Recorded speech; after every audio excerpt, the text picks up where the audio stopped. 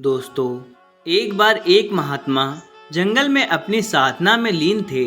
कुछ समय बाद उनकी आंखें खुली तो क्या देखते हैं, चार सुंदर युवतियां सामने खड़ी हैं। महात्मा जी ने उन युवतियों से कहा कि तुम लोग कौन हो और इस बियाबान जंगल में क्यों खड़ी हो और कहाँ रहती हो। बाबा जी की बातें सुनकर युवतियां बोली, हम यहीं पर आपके साथ रहती हैं। बाबा जी बोले, मैंने तो आज ही तुमको देखा है और अनेकों वर्षों से मैं यहाँ साधनारत हूँ। इस दरमियान कोई भी मनुष्य, स्त्री या पुरुष मुझे नजर नहीं आए।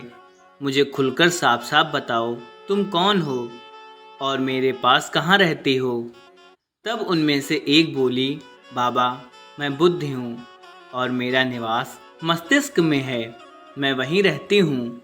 दूसरी बोली, हे महात्मन, मेरा नाम लज्जा है और मेरा निवास स्थान आँखों में है, मैं आपकी आँखों में निवास करती हूँ। अब तीसरी भी बोल पड़ी, हे साधु, मेरा नाम दया है, मैं हृदय में निवास करती हूँ, अर्थात मैं आपके हृदय में वास करती हूँ। अब चौथी का नंबर था। वह बोली, हे महात्मन, मेरा नाम शक्ति है और मैं सर्वंग शरीर में निवास करती हूँ, अर्थात मैं आपके सारे शरीर में समाई हुई हूँ। उन चारों युवतियों की बातें सुनकर वो संत महात्मा बोले, हाँ देवियों, आपका निवास मेरे इस शरीर में है, लेकिन मैं यह शरीर नहीं हूँ। और ऐसा कहकर फिर वह साधना में लीन हो गए। कुछ समय बाद जब उनकी आंखें खुली तो क्या देखते हैं कि चार सुंदर नवयुवक सामने खड़े हैं। तब महात्मा जी ने उनसे कहा कि हे भद्र पुरुषों, आप कौन हो और इस जंगल में क्या कर रहे हो, तुम कहाँ रहते हो।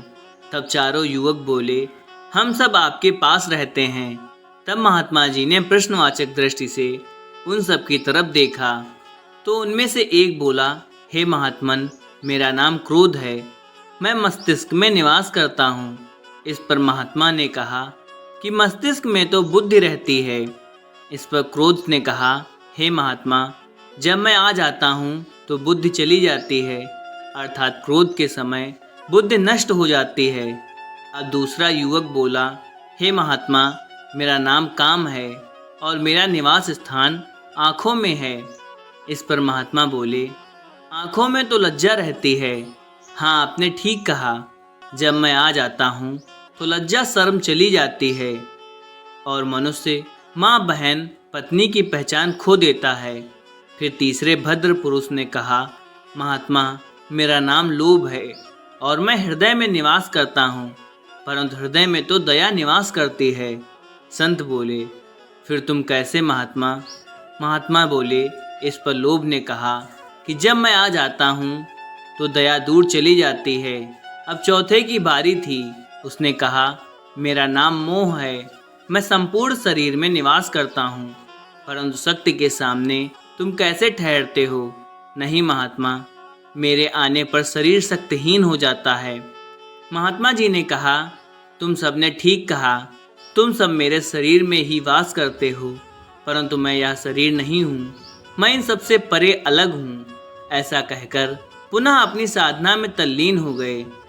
जब साधक अपने गुरु के मार्गदर्शन में साधना करता है तो कुछ समय के बाद उपरोक्त सभी कामनाएं उससे अलग होकर बाहर खड़ी हो जाती हैं और निश्चल हो जाती हैं। उसे ज्ञान प्राप्त हो जाता है कि वह उस प्रभु की एक बूंद का अंत है और बाकी सब जड़ वस्तु हैं। वह शाश्वत है। उसके आँख कान खुल जाते हैं और अंदर में अपने गुरु एवं उस प्रभु के दर्शन करता है।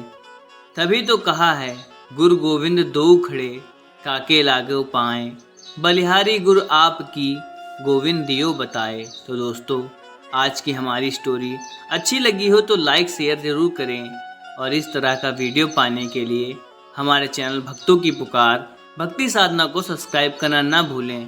धन्यवाद। हर हर महादेव।